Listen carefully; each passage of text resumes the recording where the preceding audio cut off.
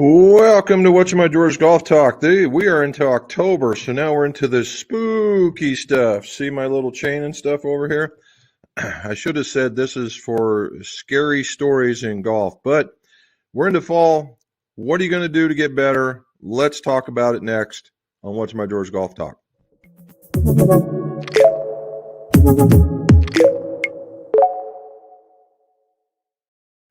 Hey, welcome back to What's in My Drawers Golf Talk. This is Jim. Why is it What's in My Drawers? Because old club makers and club fitters are tremendous pack rats, and I'm no different. It's about what's in my drawers in my golf shop. Why? So that we can talk about golf club reviews, golf club repairs, and golf club fittings, all so your scores can go low. See the stuff going across the bottom right about here? Yeah, that's it. I can even change it, right? Let's just change it to something that might be, there we go. Like, subscribe, smash that notification bell. If you would, please hit the like and subscribe, and that way more of this information gets out to the world. Also, if you don't mind, I have another golf channel, a golf whiskey channel called Pars and Pours. And if you would go over there and visit me at Pars and Pours and sign up and subscribe, we need to get that subscribership going. Okay. So what do we do? Well, we had a really busy golf week and a very non-golf busy weekend. So let's get started. Number one is before even the weekend got started, we churned out 4 different sets of irons. Mostly it was a Wilson week. However, the last set to get out was a set of, as you can tell, a set of elites, but it had a Wilson wedge. Turns out he hit the Wilson wedge really, really good, so hence the need for a fitting, right? You're seeing that they had the blue MCC4s and a nice lightweight shafts, and they were actually a little bit longer for a taller golfer. The next set was a short set of Wilson Dynapower irons, and they came with those 950 GHs in them. Oh, and they came with those particular, the standard issue 460s or 360s, duh. 360s. Gentleman went through a fitting, was a little shorter than average, and so we cut him down into what I like to call the, we'll call it the, instead of swing weighting, we do the moment of inertia. So an MOI length. What does that mean?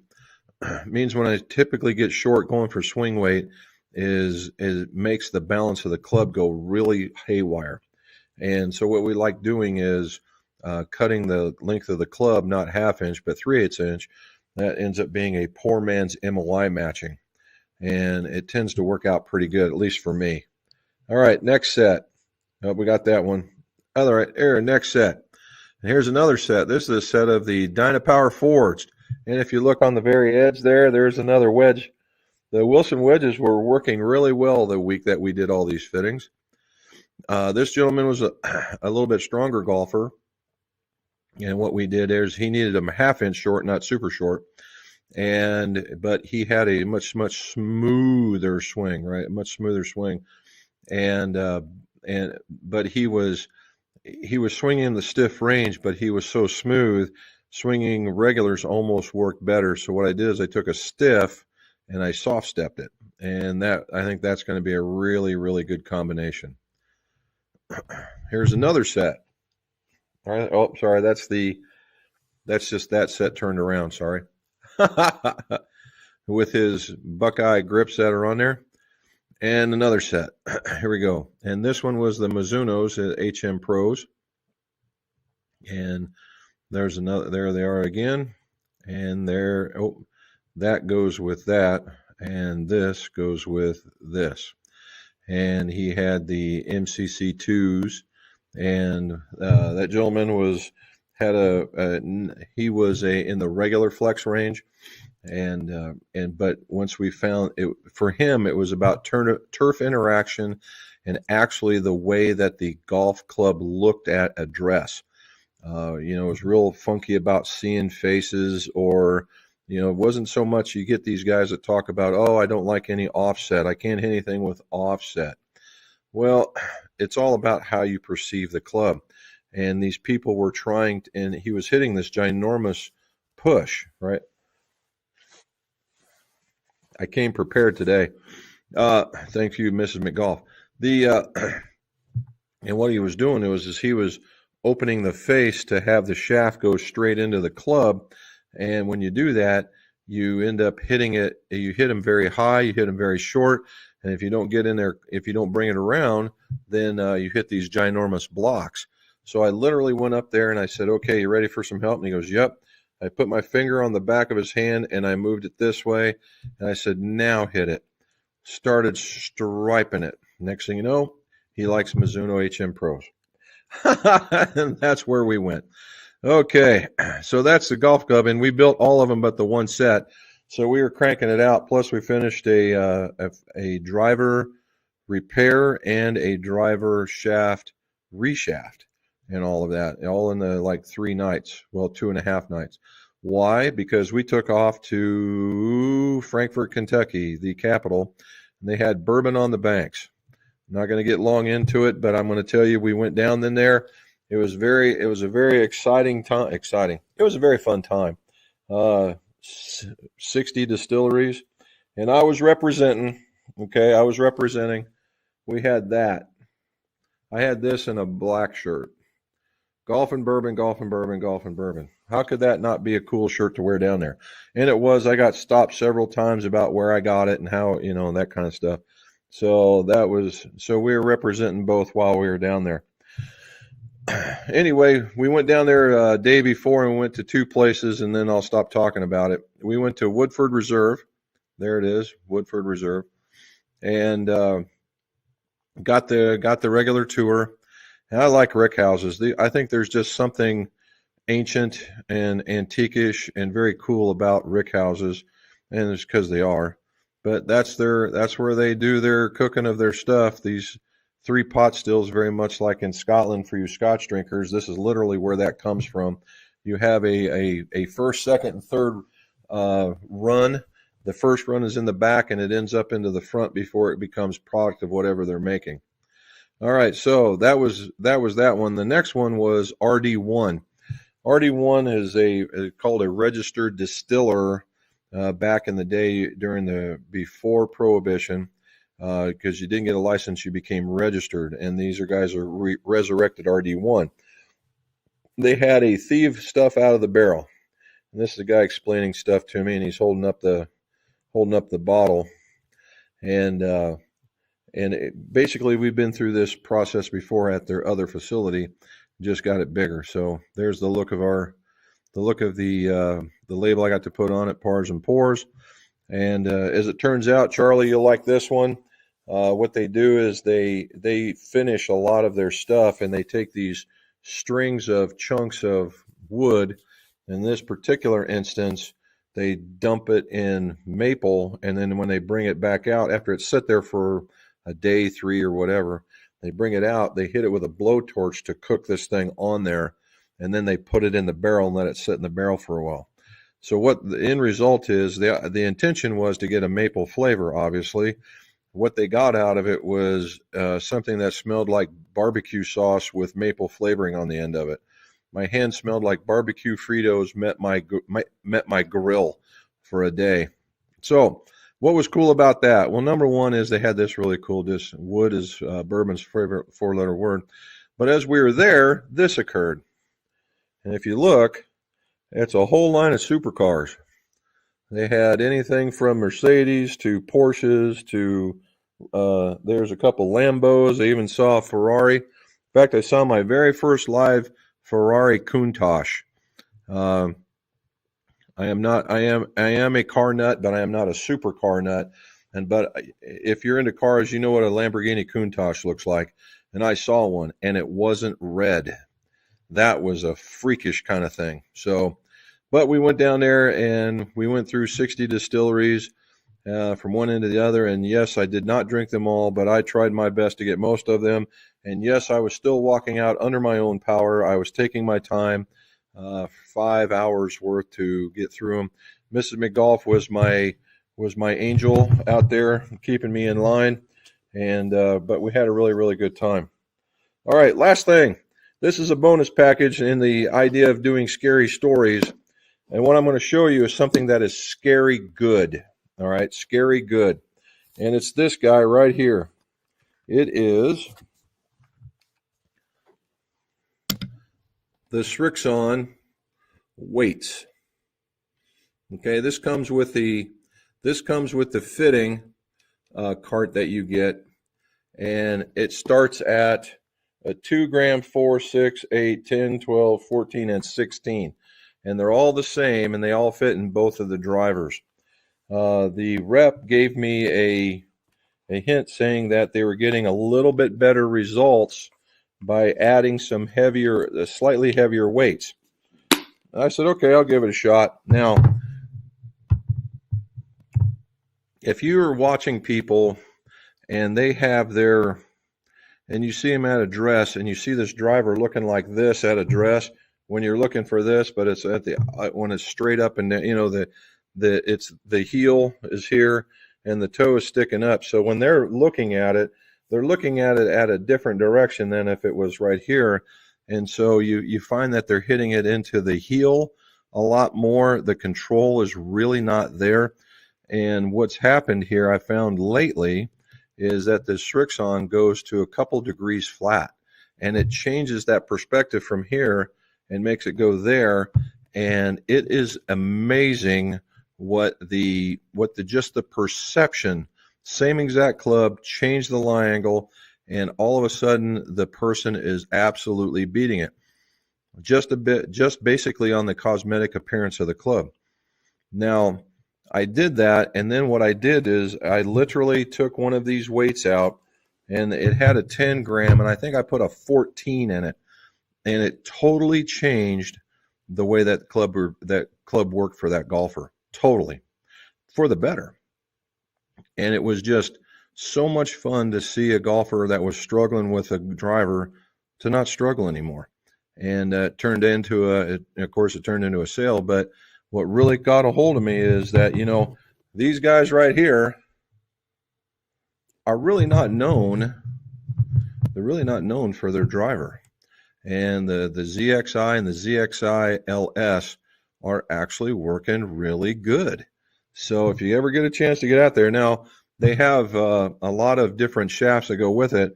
What we've been finding is that you don't want to skimp. Even if you're a person that is not a very strong golfer, right? Hold on.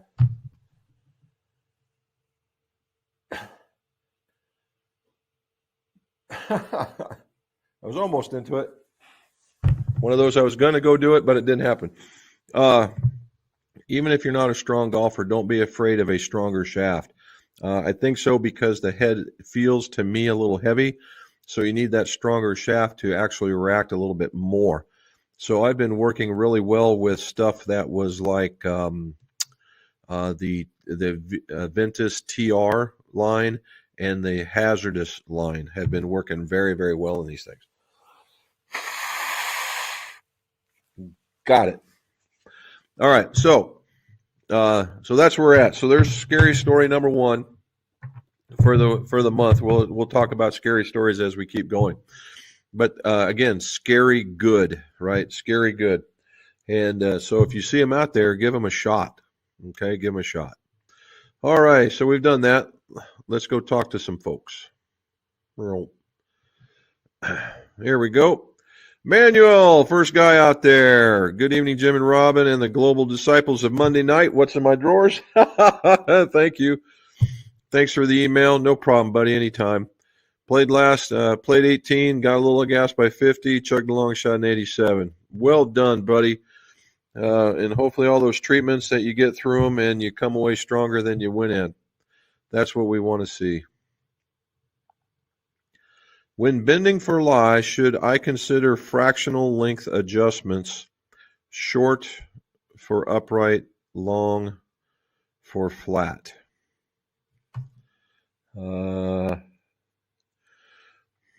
Fractional length adjustments, short for upright, long for flat.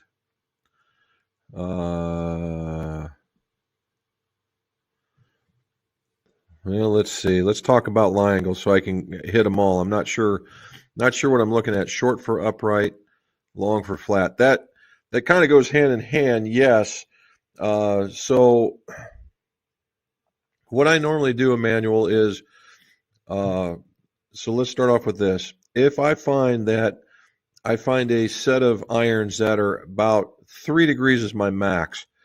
I really normally don't like going past 2. But if you've 2 to 3 degrees flat or upright, if like ping is notorious for 3, 4, sometimes 5-degree changes, right? 5-degree changes.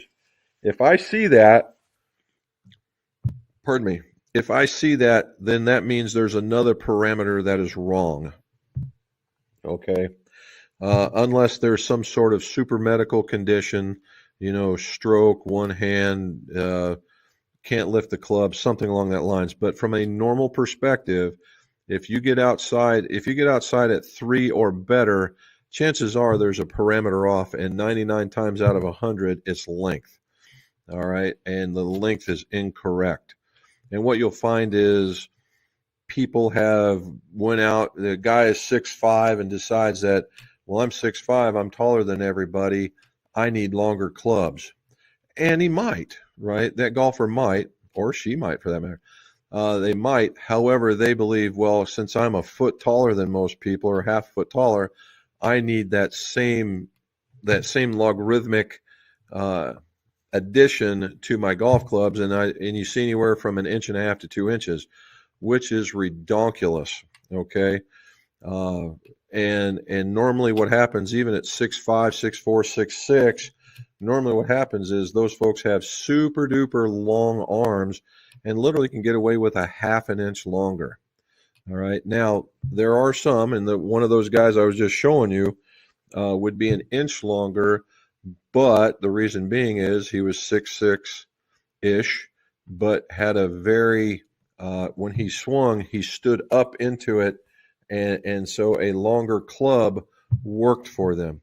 Again, if the club becomes flatter in the swing, you could always use another longer club.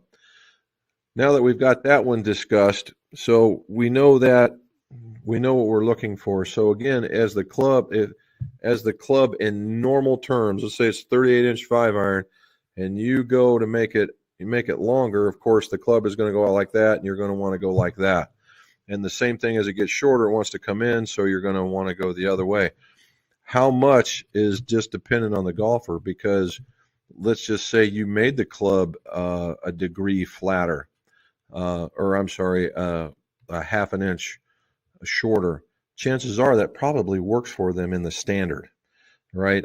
There's been times where I've gone shorter and gone upright in order to make everything work. So you want to kind of watch that, right? Just because they've gone shorter and they're a shorter golfer, chances are that line angle still might be pretty good, because now you're dealing with the height of the golfer and the length of the shaft, and then where it intersects with the ground. Well, as they get taller and this angle still stays the same and it just keeps going like this stays the same over here. Hope that helps. And thank you. Look at here. Emmanuel threw me $9.99. Thank you, sir. I appreciate the help, man. Thank you very much.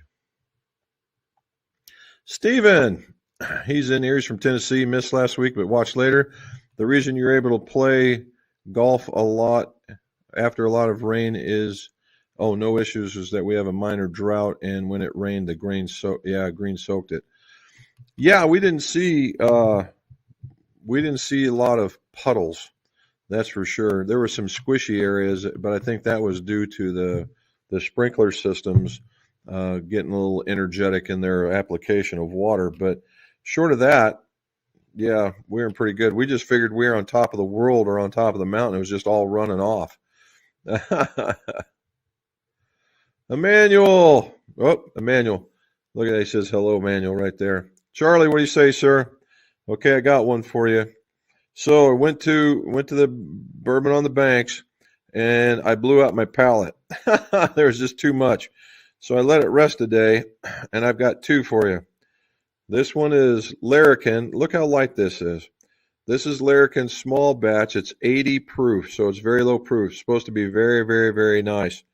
You'll dig on this other one. So I was at Jay Mattingly, and they do a lot with the military. and they had a Navy SEALs thing. They had a Navy SEALs thing there, and they did a specific come and pick it where all the proceeds from that went to helping out Navy SEALs. They have this place where you can go and basically unwind with your family, and they send them to those camps. And there's that one. And look at the difference in that color. This is certainly not 80 proof. This is closer to 120. The thing with Larrikin is he's an ex-Navy officer and an ex-Australian officer, and in both cases he was an operator that intertwines with this one. So how about that? So we got all that going on for us.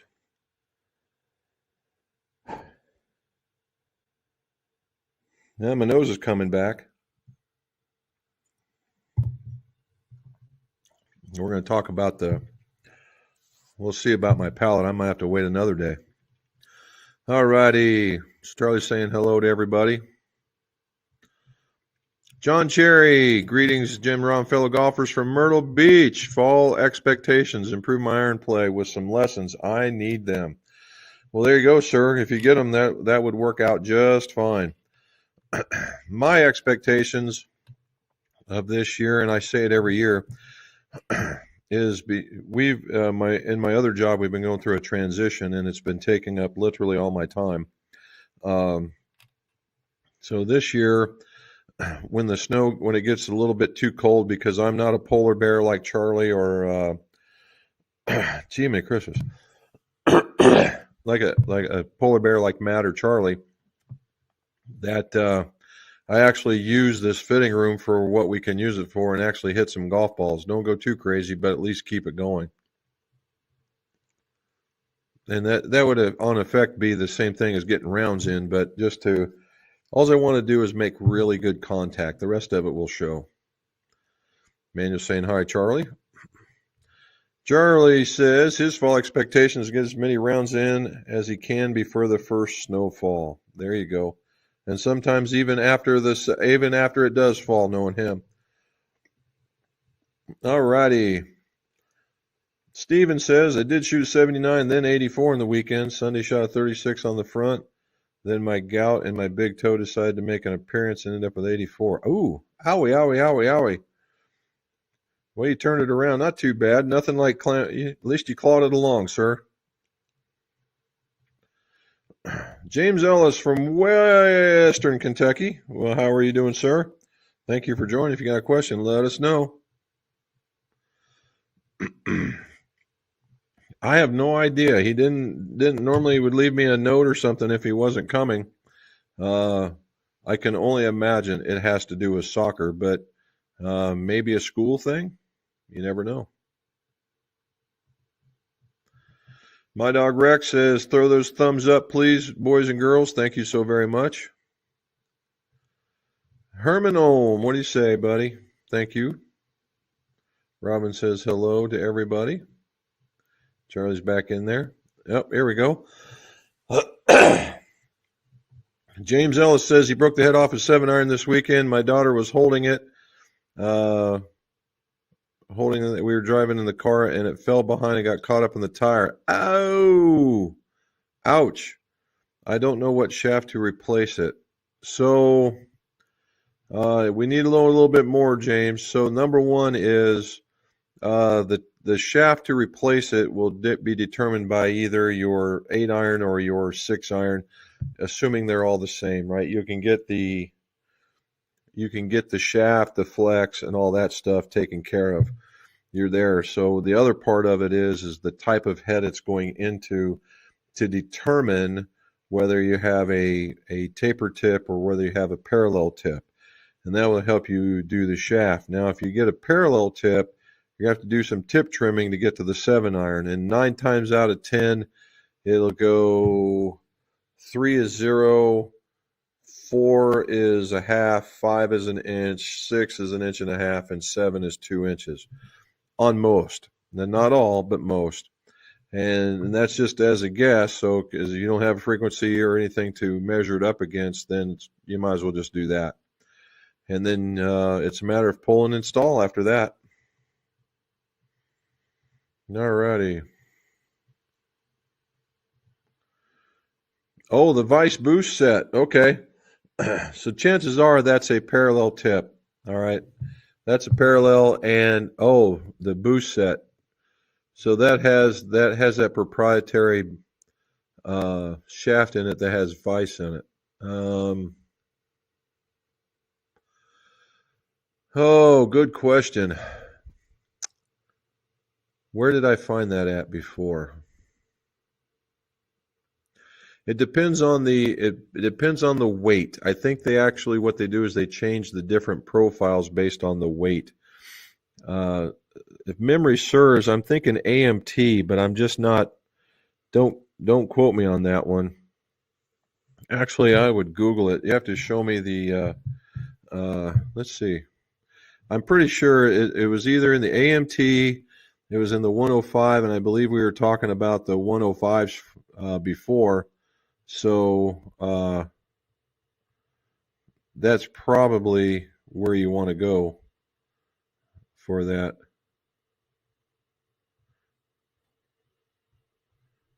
Let's see. And continue.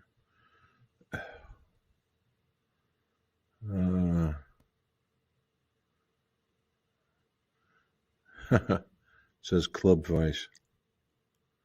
I don't need any of that. Let's see. We got. Let's try one more thing here.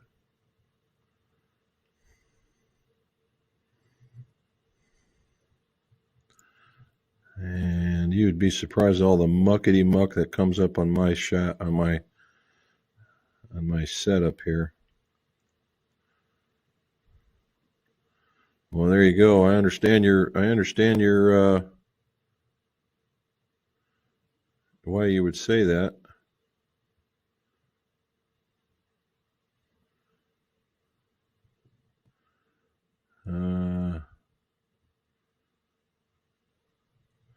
Yeah, they don't have a real quick search didn't like pop up one. In fact, there was a whole lot of stuff talking about inconsistencies. So I would go by weight, and they would say something in the back of by weight, and I would go with that. Now, it'll be a bit of an upgrade, but you could do if it was 105, I would look at the Nippon Modus 105, or if you wanted something that felt maybe a tad softer, you could go with the True Temper DG Mid in the 100.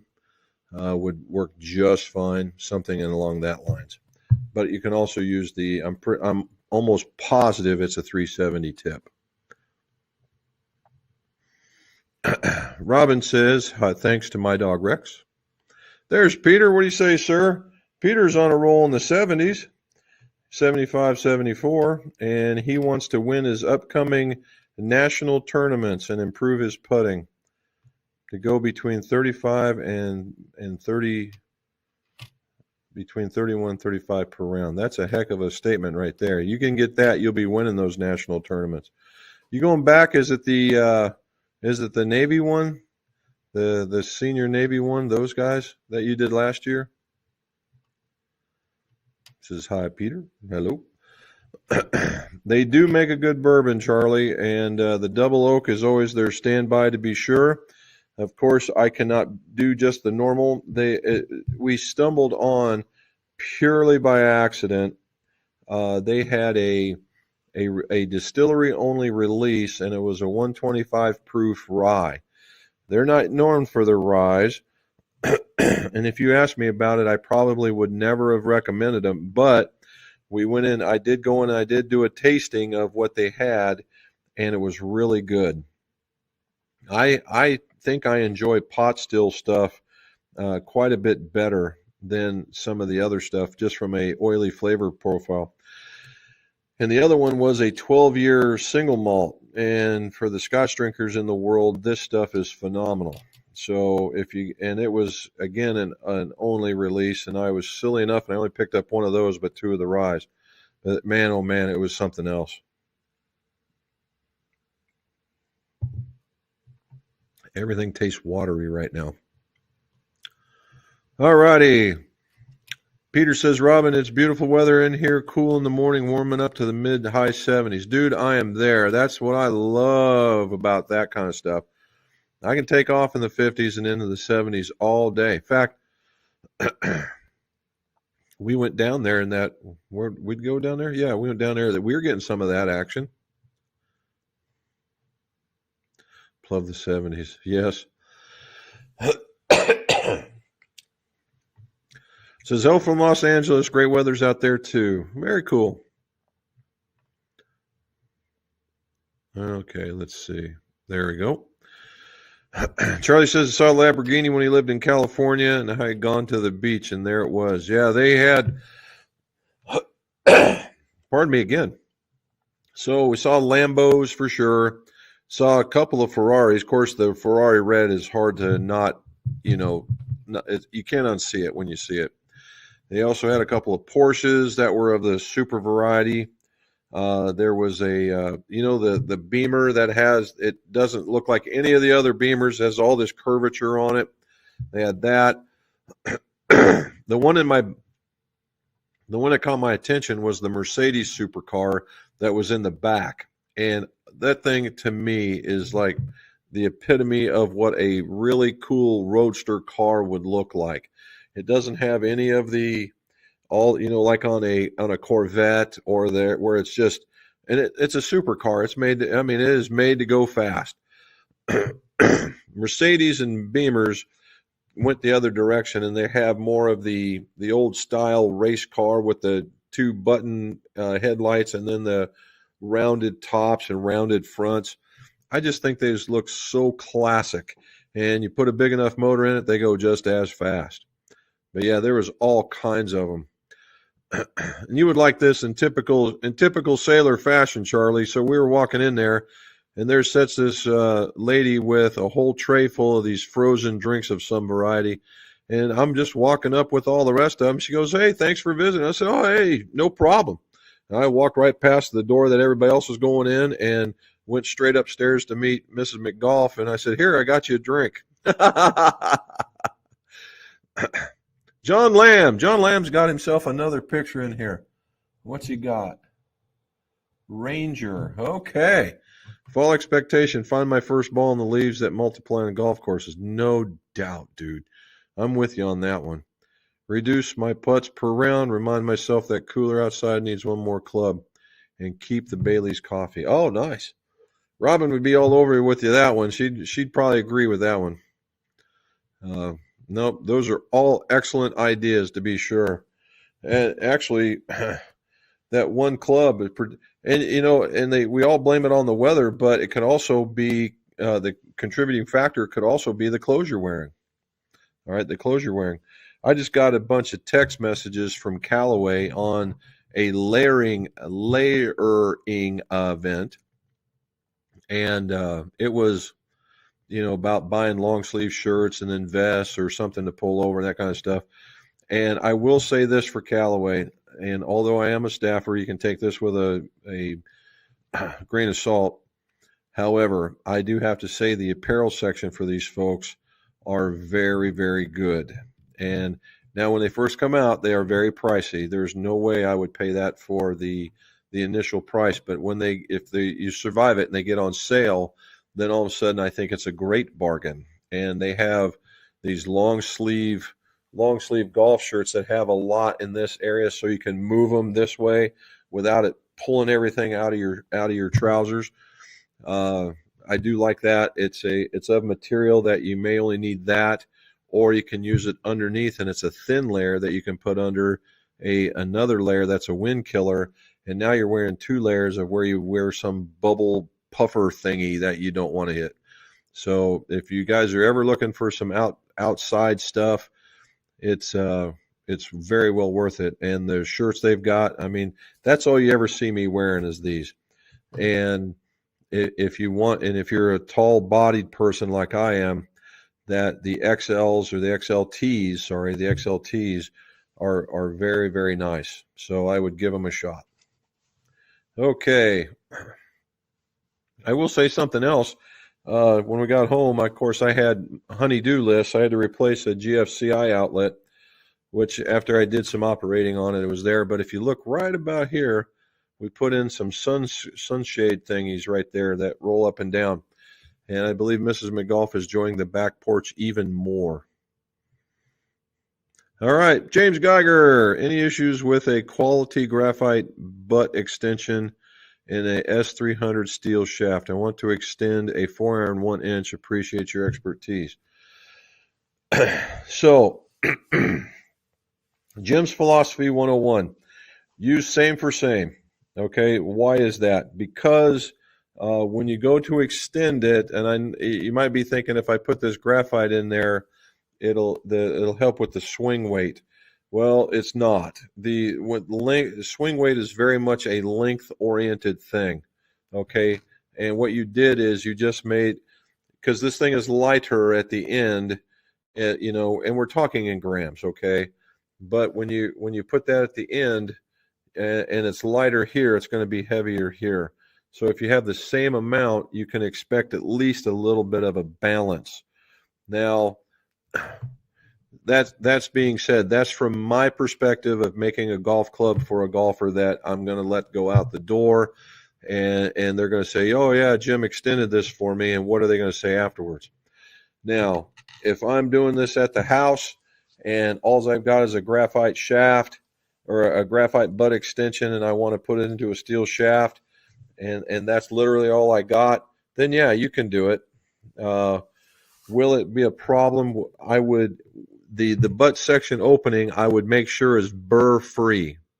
All right, burr free, baby butt smooth, and then you sand the extension or the insertion piece so that it will take enough glue to actually adhere. Will it work? The answer is yes, it will work. But if you had the ability, I'm a stickler for that kind of stuff. Same. Could you use graphite? The answer is yes. Okay. Okay, there we go.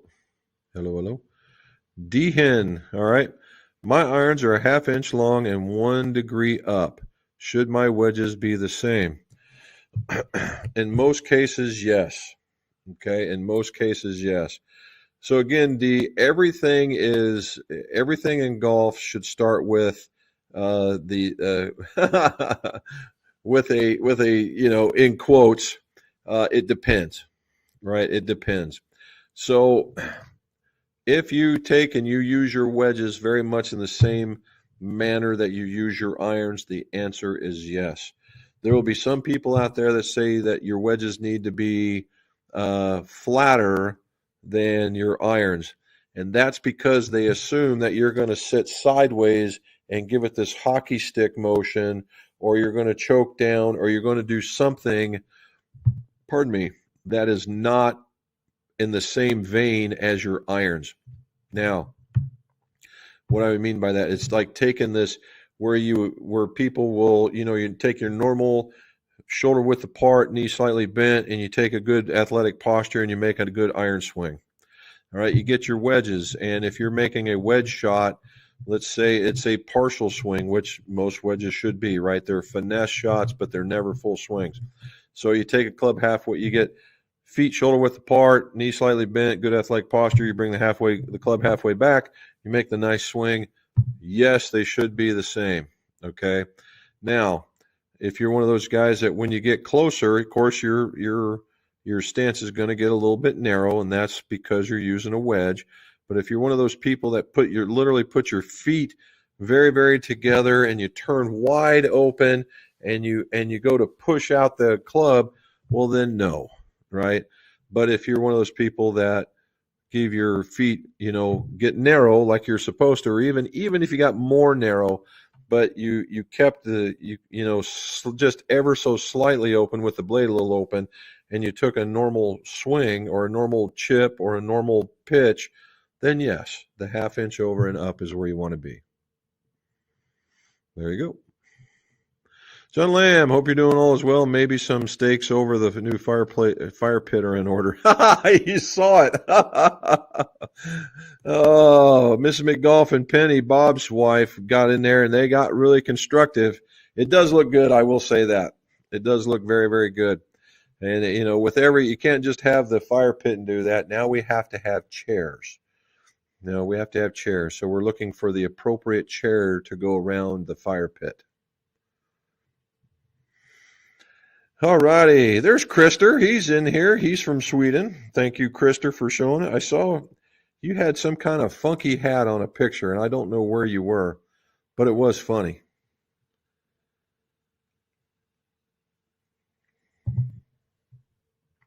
All righty. John says, did a little job for a fellow. He paid me with a set of Ping 440 irons. Nice. Those aren't bad. Kind of like them, easy to hit, long and high. Got me rethinking on my iron choices. Well, you're in that love phase, John. So, so I will say two things. You're in the love phase. So you're swinging easy with no expectations. Wait until you have an expectation, then put a swing on it and see what happens. That's true of every club, not just Ping. Okay, what you could name your golf club, and it's the same thing. However, the G line for these guys is very nice, right? It's very forgiving. They are very strong, and there's a lot of weight at the bottom, so they do exactly what you're asking for. So that's pretty cool. Says they both look good. How are they on the nose?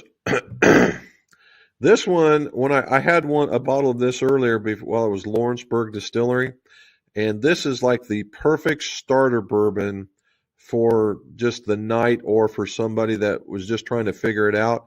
It's 80 proof. It's not over the top harsh. And I'm getting a lot of you get the basics, right? The caramel, vanilla, oak, and maybe like like the caramel squares. Since we're into October, we're going to do the trick or treat caramel squares. Now in this one, brown sugars, and certainly is darker. When I tasted it at in fact, I got the very last bottle. As a matter of fact, it was funny because they had a marine bottle there too, and I told the guy, sorry, I can't drink that one. He says, why? I said, because I'm a Navy guy. And he's like, really? And when he had this other bottle, he brought out the Seal one. I said, yep, that's the one. And I said, not just because I'm a Navy guy, it really was better. The Marine one was good too. The other one was better. Yes, we missed you last week, Krister. Where were you? Yeah, just enough to bother me, not enough to produce anything. He was talking like new clubs, but maybe not just right out. Says he was out with work, came in home late, filled with beer. Good for you, sir. Good for you. There we go. And Jim, of course, we can't leave out the palate. How is each on the palate? Well, I've only drank this one, and because my palate is blown out, Charlie, I can't really. It's recovering. It's just not there quite yet. I think I'm going to have to leave the other one alone. But I can tell you before it did that, it was very, the Seal one was very mellow. It was of darker notes, and it wasn't brutal at all. And it tasted like there was this really sweet fruit note in it when I was done tasting all the rest. Now the other one it's just nice, right? It's a nice one on the palate.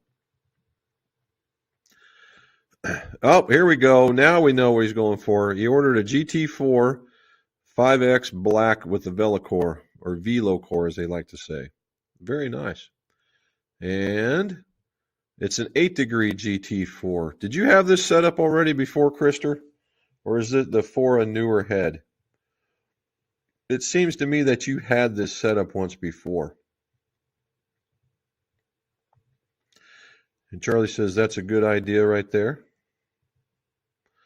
I borrowed a demo 9-degree with a Ventus blue, but can't time the shaft because it's too whippy. Really? Okay. But he liked it, though. You like the feel of it? I did have when I was out golfing, I had a couple of lefties with me, and they were struggling with the driver. And I handed them mine. He said, well, and they just would absolutely stripe it. And they said, what's the deal with this driver? And I said, well, put it up against yours. They found out it was the mini driver.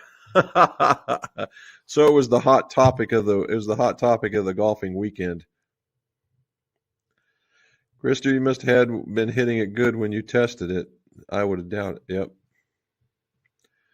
265 in the TrackMan. Haven't you done better? I thought you were closer to 270, 280. Or am I thinking of something else?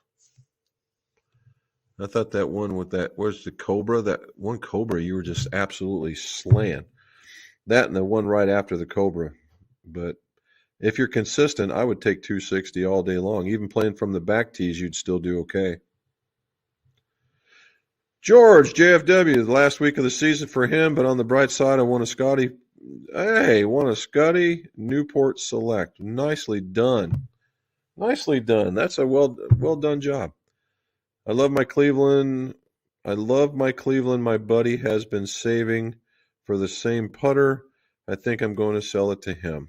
Well, there you go. Make sure you make a tidy little profit. I guess if you sell it for $1, you've made a profit, but don't let it go off cheap, even if he is your buddy. Good for you. Well, at least you won something on the weekend. That's great.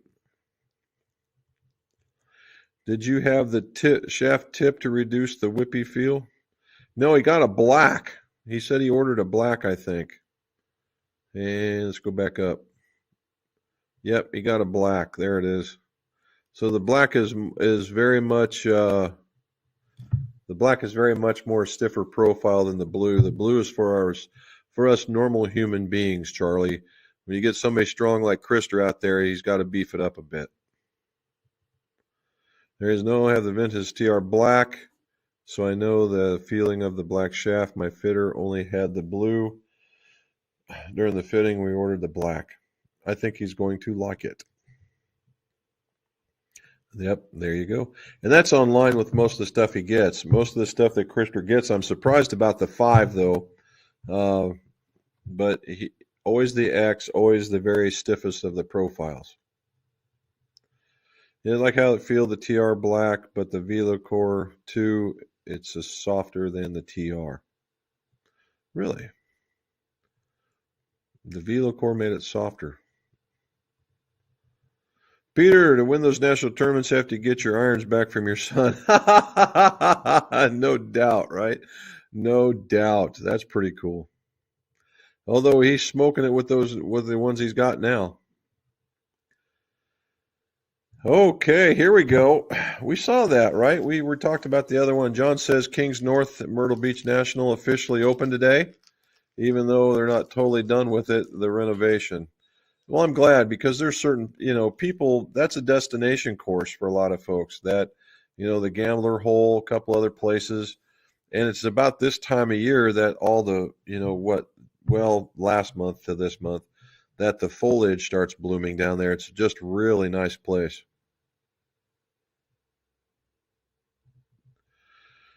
He also borrowed an SM10 wedge, 50, 54, and a 58.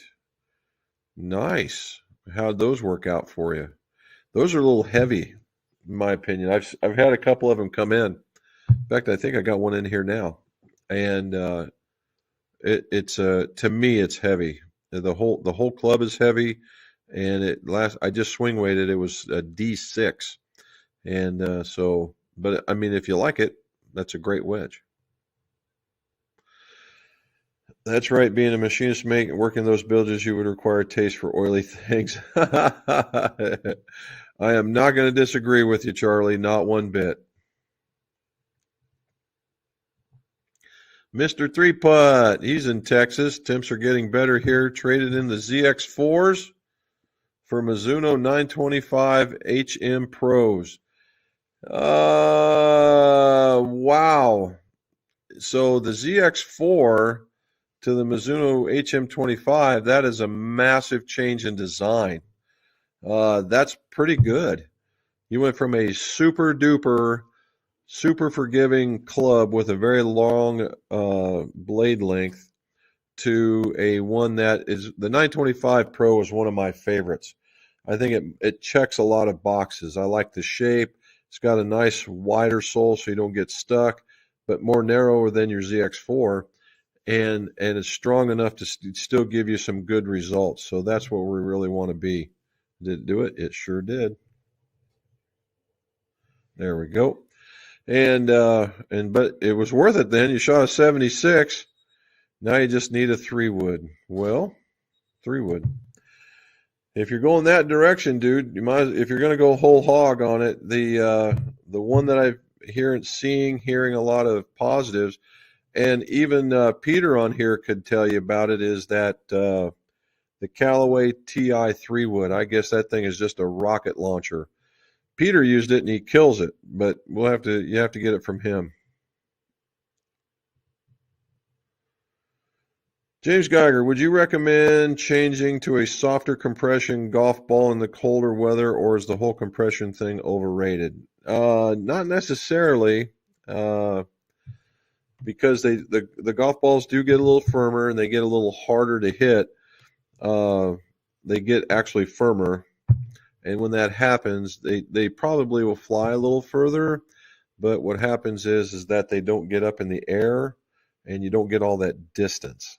So I don't try and go get like super soft golf balls, because if you're talking the difference between golfing in, say, 80-degree weather, you've been golfing in summertime, 70 to 80s and 90s, and then all of a sudden here's the change of pace, and your temperatures normally don't get down past, say, mid 50s into the 60s.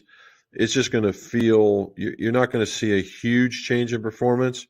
But if you start playing into the low 50s and into the 40s, then yeah, you'll see the golf ball will start changing in how it flies, how it feels, and you could literally lose a club. Now, that depends. If you don't want to go out and buy a softer golf ball, just get an extra club. And know that your 50-yard swing is now your 35-yard swing, and your 75-yard swing is now your 60-yard swing. Your 100-yard club is now your 90-yard club, that kind of stuff, and you could do the same thing. Hello, Mr. Three Putt. Yes, Bailey's. And that was just from changing your irons? No shit, right? That's what I think. That was pretty damn good. Heck of a change. That was all of a sudden he was underselling himself. Ever heard of Sausage Golf? They have a really good putter. I don't think no, I don't think I have. I would assume that since it's Sausage Golf, it's in the shape of a sausage. There's sausage, I think, a bratwurst. I think a breakfast sausage. All righty. Here's Peter. Won the world retired U.S. Navy Marine Golf Championships. There's that one, being played out of Hawaii, and the other is the National Invitation Senior Golf Championships out of Puerto Rico. Dude, that's some international travel you got going on there, Peter. That's going to be pretty cool. That's going to be very well done. Hopefully you're taking the other half with you on some of that. Is that on the Isle of Oahu? Or is it Oahu? It's a French company. Oh. I'm on Charlie's page with this one. I've never heard of him either. Maybe we have to go look him up. Oh, okay. But it starts with a K, right? Kailua Bay? I don't know. I think that's what it is. Let's see.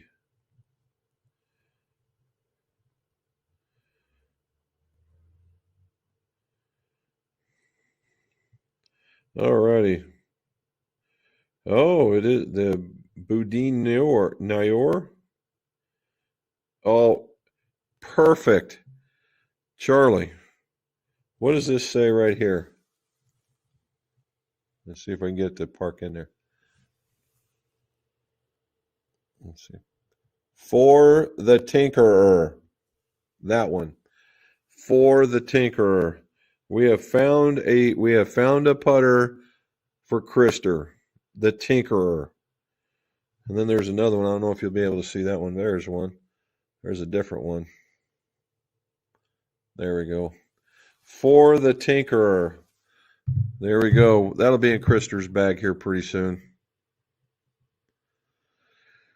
Charlie says, Peter, I played most of the military courses on the island when I was on a Westpac and loved them all. Very cool. Charles, I played in all of them as well. Very nice. I've played exactly 0 of them. My boats never went that way. Maui, okay. And a cauldron to hang over the fire pit. Well, we were talking about that. It does have it's got a metal frame, a circle frame with a flange on it, and in the side there's a hole about this big around, about this long to insert something you can swing around. And we talked about that, but I got in trouble last time I talked about it. Ah, that's what it was. That's where that hat came from. It was Oktoberfest at work. Okay. I like the way your company thinks. Never been to Maui. Always wanted to visit there. Heard it was a phenomenal island. I would say yeah. Yeah, oh, here we go. Yes, the honeymoon phase with any new irons is always exciting until a few weeks when reality rears its ugly head, usually because I feel like I can squeeze a bit more out of them. That would be exactly 100% correct, John. That's how they show up. That's when you know the honeymoon is over.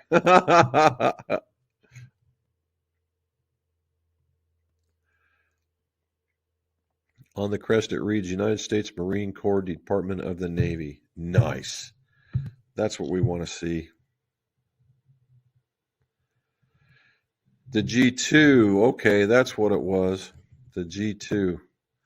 All right. He's moving up in the world. I was hitting balls, and the guy next to me walked over to me and asked to move because I was making him look bad. Oh, my goodness gracious. You say, it's not me making it. It's just tell him it's, it's not the swing it's not your swing that looks bad. It's you looking bad swinging.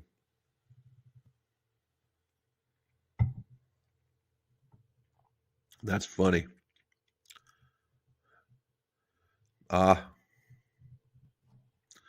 There's Lawrence. What do you say, buddy? Oh, by the way, Robin Anna relieved me of 400 of my golf winnings this weekend. Uh-oh. Uh-oh.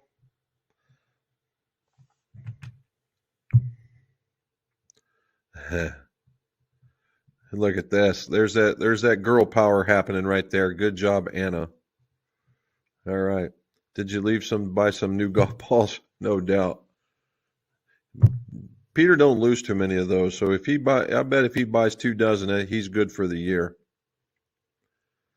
They go along the fairways and greens like concrete. Yeah. Charlie, yes, in the fitting with the fitter, only had the blue, overloaded the shaft, and we ordered the black with the driver. Very cool. Charles, not at all. It goes into hitting hiding places.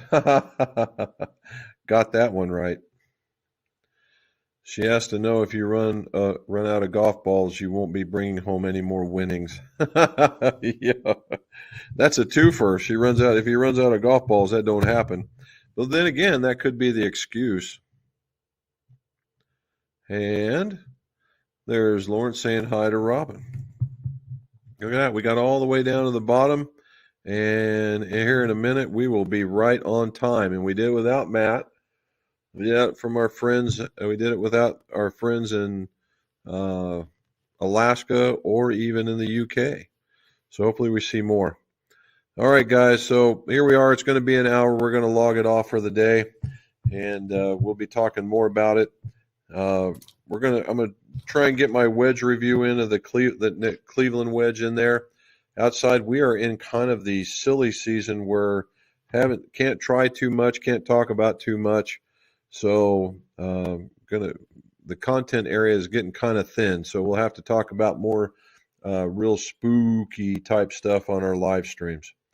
And again, as always, guys, Charlie says, hits that thumbs up, please, and I appreciate that. Again, as always, guys, I appreciate the conversation. It's always a ton of fun. And as always, let's see your scores go low.